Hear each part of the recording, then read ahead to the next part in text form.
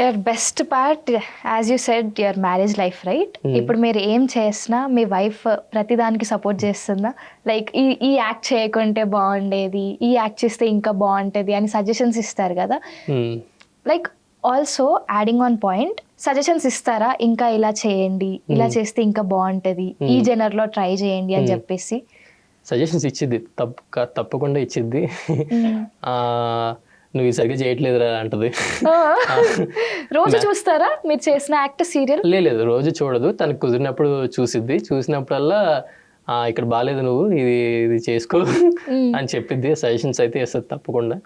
నువ్వు ఇది చేస్తే ఇంకా బాగుంటుంది అంటుంది. నేను కూడా ఇది నచ్చితే నేను కూడా మ్యాక్సిమం తీసుకొని సజెషన్స్ తీసుకొని చేస్తాను మ్యాక్సిమం. ఓకే.